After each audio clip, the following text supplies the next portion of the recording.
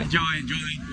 Realize the biggest terror threat in this country is white men, most of them radicalized to the right.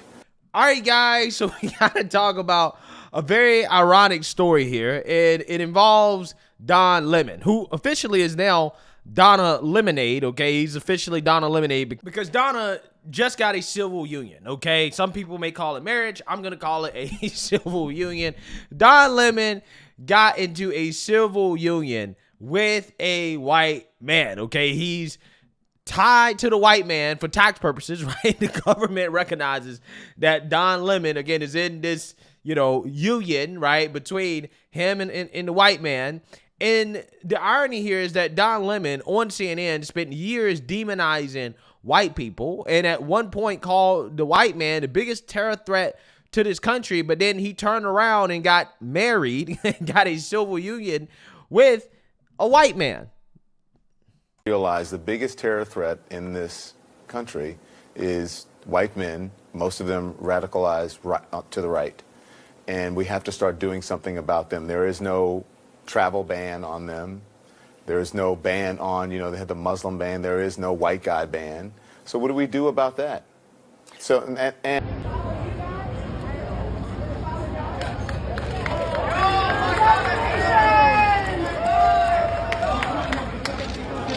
Good. That's good, guys. Go for it. Start.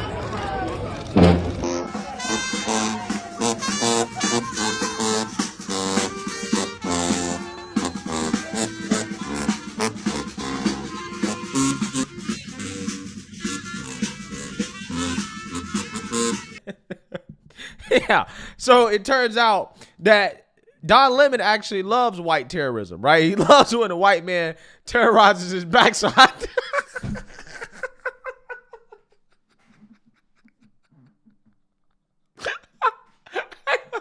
He loves white terrorism.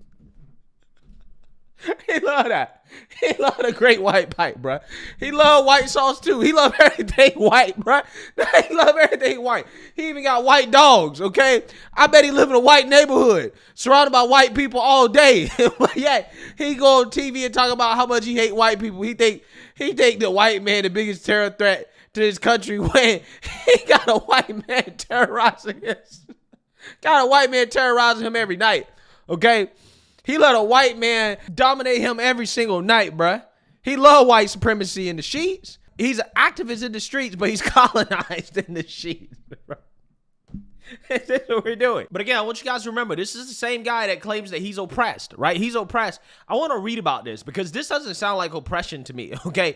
If you're black and gay in America, this is the type of privilege that you have, okay? You can boohoo, whine, and cry about being a victim, while at the same time living a lavish and luxury life while getting married to your so-called oppressor, right? Let's read here. Ex-CNN host Don Lemon marries partner Tim Malone with controversial guests in attendance. Don Lemon and Tim Malone are officially married. The former CNN anchor, 58, and Malone, 40, a real estate broker, tied the knot on Saturday at a church ceremony before heading to a swanky reception at the Ralph Lauren Polo Bar where the couple had their first date. Wow. Don Lemon is 58 and his husband, his partner, is 40. Wow. Don Lemon is a cougar. Apparently, he's a cougar. The couple posed some pictures on the steps of the Fifth Avenue Presbyterian Church with their 3 adorable dogs. The 140-strong guest list included a host of luminaries from the world of media and entertainment and 1 or 2 controversial figures. Yeah, so there was a bunch of celebrities and stuff that showed up to this thing. You guys saw at the beginning of this video, the cackling hens were there. I think Alec Baldwin was there. I mean, there was a ton of, celebrities and famous people there, okay? This luxury wedding that, apparently is something that can happen for somebody that is oppressed and a victim in this country that is still experiencing the effects of slavery and racism. This is what he told Elon Musk in an interview. In fact, if you look at history, if you study history broadly, everyone was a slave. Everyone. Yes. Well, not Okay. everyone was a slave. No, but, everyone was a slave. Okay, but We are all descended from slaves. yeah. Well, All of us. yeah. It's just a question of when. Was it more recent or less recent? That's it. right. So but what future do we want? Is this something we want to make a part of our constant dialogue forever, or do we want to say, like, let's just move on and treat everyone, according to just who they are as an individual? I agree with you with that. That's the ideal. But what the evidence shows is that that's not what's actually in practice. I think we're doing better than anywhere else. That's true. I agree with that. But that doesn't mean anything. That doesn't mean a lot to a whole lot of people who aren't able to take advantage of the opportunities that you were able to take advantage of, simply because the color of your skin. What advantages did my color of my skin give me? Well, there's an ease that you have in society that many people of color don't.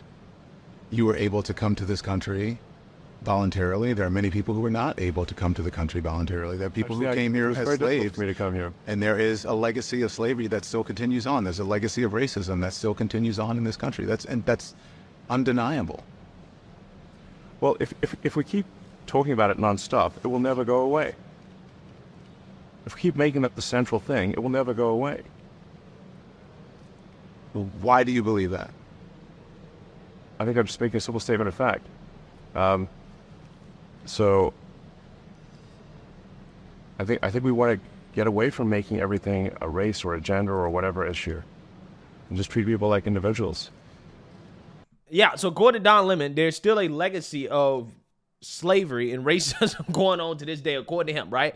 But yeah, he's marrying the white man, the guy that's supposed to be responsible for the slavery and the racism. Now, I don't agree with Don Lemon when it comes to the whole racism stuff. Now, when it comes to slavery, who knows? Maybe he has a point, okay? Because again, Don Lemon seems to be a slave to the white man, right? I'm pretty sure he is in bed for certain. I'm just saying. I mean, I think that this is Stockholm syndrome, right? This right here, to me, represents what I tell you guys all the time about how a lot of these woke revolutionaries that always complain about the white man evil, white man bad, they secretly just want a hug from the white man. They want to be loved and accepted from the white man the most. Okay, I'm so serious. I mean, look at all these individuals. Okay, all these freedom fighters, right? All these pro-blacks, woke revolutionaries. Okay, you got Kamala Harris, white man, AOC, white man, Lori Lightfoot, white woman. Okay, Ketanji Brown Jackson, white man, Don Lemon, white man, Ilhan Omar, white man. They love the Great White Pipe, right? Absolutely love the Great White Pipe. Okay, can't get enough of it. But yeah, in public, they try to pretend like white men are the worst thing ever. White men are what's wrong with this country, but y'all keep getting in relationships with them. And that's what I try to tell you guys. These people just want that hug, right? They want that hug, okay? They want a hug, okay? They literally want a hug from the white man, right? That's what they want, okay? That's what they desire more than anything.